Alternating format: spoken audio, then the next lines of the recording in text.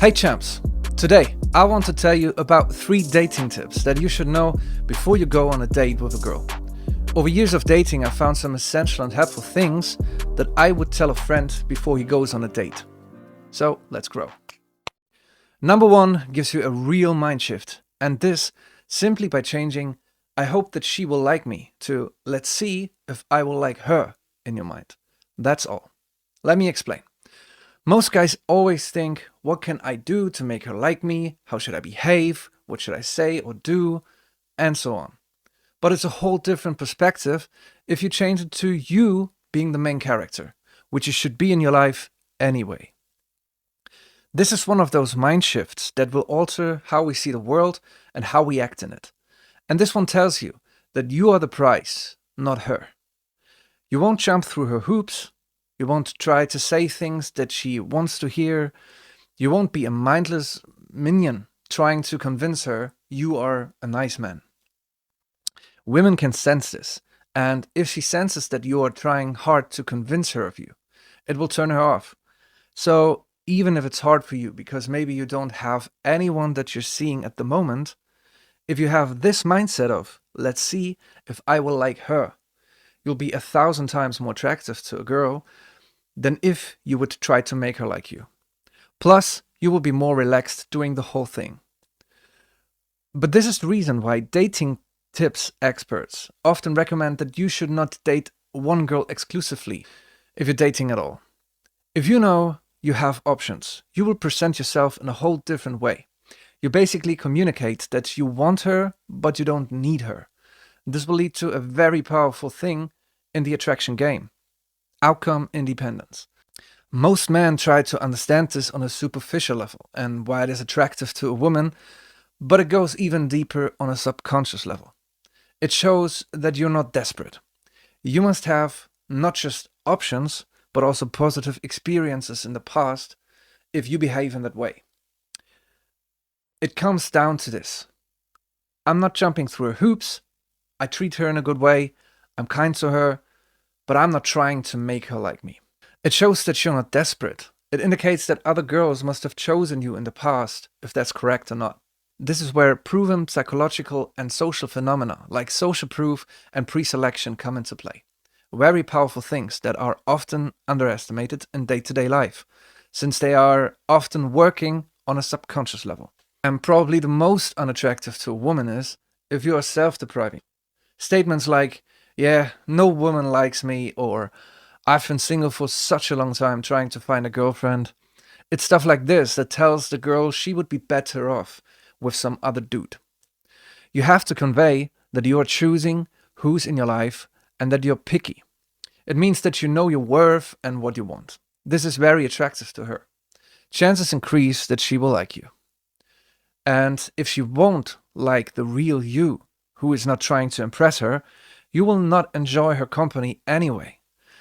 So there's no point in trying to make her like you and pretend to be this or that. That's why those pickup lines where you pretend to be someone you're not have lost popularity in the last years and decades. And improving yourself to actually be that guy has become the more popular approach these days. Not everyone knows that Manson started his career as a dating coach. He wrote a book called Models, where he gives men dating tips and lifestyle in general. It's a great book, a fantastic read, and one of my recommendations for you. He talks about seeing it as a treasure hunt. He explains that rejection is just a part of the game. No matter how good you are or how experienced you become, it will always be a natural part of it. And you have to show yourself and accept the fact that most women are not super compatible with you, and that you would not have a super good time with them anyway. So your mission is to find the ones that are riding on the same wave as you do. And the earlier you find out which ones are compatible with you, the better it is. You save energy and time. He calls this process of finding compatibility polarization. In Models, he writes, "Instead of thinking, I wonder if she'll like me, think, I wonder what she's like. Instead of thinking, I hope she doesn't reject me, think, I wonder if we'll have an adventure together." The beauty is that whether she falls in love with you on the spot or she throws a drink in your face, you've succeeded. You've found out the truth. Mark makes a good point about getting to the truth as quickly as possible. Okay, enough about the mindset for now. Let's go to the next point in my dating tips for you. Number 2 is KINO, and maybe you've heard about it before. So, if you both like each other, it's still up to you as the man to initiate the next steps. Don't wait for big signals from her end. She could be waiting for you to make the next move the whole time and just not conveying this to you in an obvious manner. Obviously, women are not all the same. Some women will show it very openly to you if they like you. Some like you, but will not show it at all. Some won't like you, of course, which is normal, as I told you before. And then there are women who have not decided how much they like you yet. It's a wide spectrum.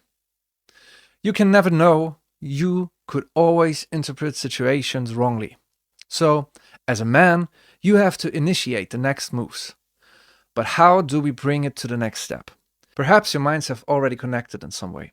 You're on the same wavelength, so to speak.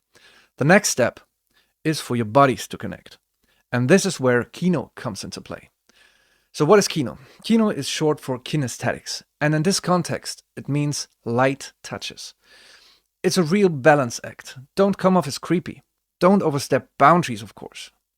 But it's beneficial to connect to her body with light touches here and there. You start with appropriate safe zones, spots that are not controversial in any way.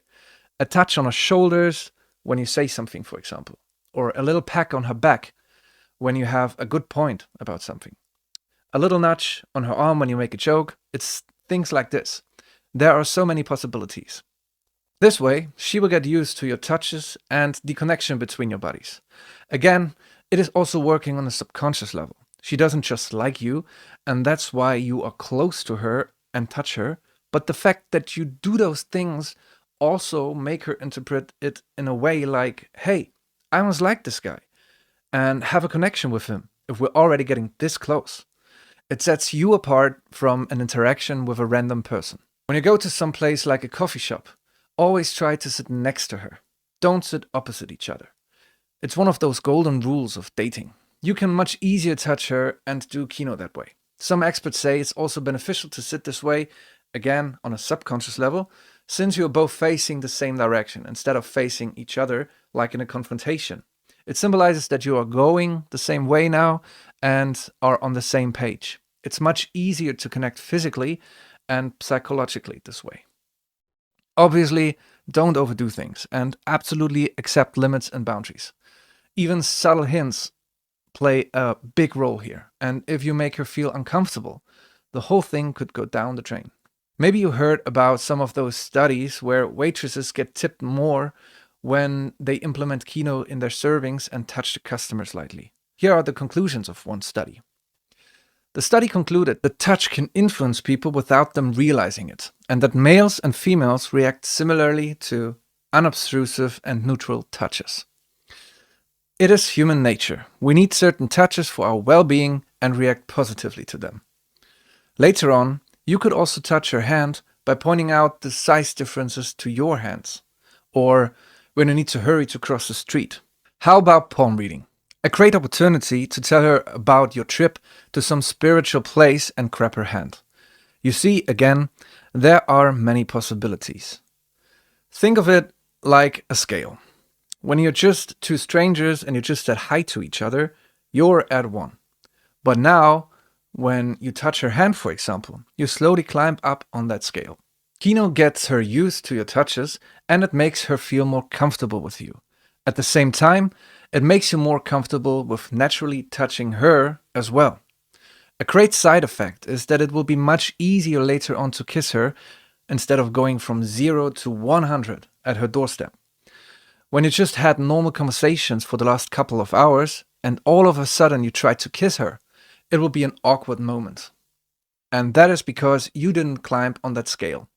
It is comparable to getting kissed by a friendly acquaintance that you had a nice chat with for a while. You'd be surprised too. You have to make everything look like it's no big deal. That's when women say, oh yeah, it was kind of magical, things just happened, you know. But no, they don't just happen. In this case, it's the man initiating things in a very smooth way, slowly climbing up on that scale, so it all feels natural. No sudden and awkward attempts, step by step. You don't wait for the last moment of the night to go from 0 to 100 to lean in for a kiss, hoping she will invite you upstairs immediately. That's how you make it a very big deal, raise tension and make things awkward. An old book from the year 2000 already talks about those kinesthetic moves and their importance for dating. The legendary pickup guru Mystery wrote in The Mystery Method. There is a natural flow of KINO from the very early stages of the set that leads all the way to the sex. It should be seamless, a series of small, naturally executed moments, few of which ever stick out in any remarkable way. She feels like it's just a natural connection. Thus, the KINO begins in the early stages of the set and escalates from there. Another iconic figure in the whole dating tips and manosphere scene, Rolo Tomassi, writes in The Rational Male, The Player's Handbook. Casual KINO is easy to understand, but strategic KINO is an art. Recall that physical touch engenders biochemical changes in a person. Oxytocin, positive endorphins, reducing stress or stimulating arousal. This is the basis of strategic KINO. So let's say everything works out fine. You like each other and you also touched her lightly a few times. Maybe she reacted with positive body language, all of that. Now we come to the next step and the third tip that I have for you. This will get you to the kiss without making it awkward. Sometimes there are moments on a date where you just sense it. She gives you obvious signs, or maybe she makes a comment that makes it clear she likes you. You can tell she is waiting for it. Sometimes this happens and you can just lean in and kiss her. Boom. But what if that does not happen? Many guys dwell on certain thoughts if they're on a date with a girl they like. What if I just try to kiss her? What if she moves away? If she says something weird? Or if she screams and throws a drink in my face? Something along those lines. No matter how much you tell yourself beforehand to man up and just do it, those kinds of questions will probably be in your head. So I found this little gem that works fantastic for me. You're on a date and you are somewhere in the place of not sure if she likes me. Maybe there were some signs, maybe not. Try this. Just ask the question, are you a good kisser? Let me explain again. You can say this at any point during the date. So it doesn't matter if you met 2 hours ago and things were going sideways, or if you hit it off after just 20 minutes. It doesn't matter if you just spoke about your favorite food, the optimal rep range for a nice chest workout, or China's foreign policies.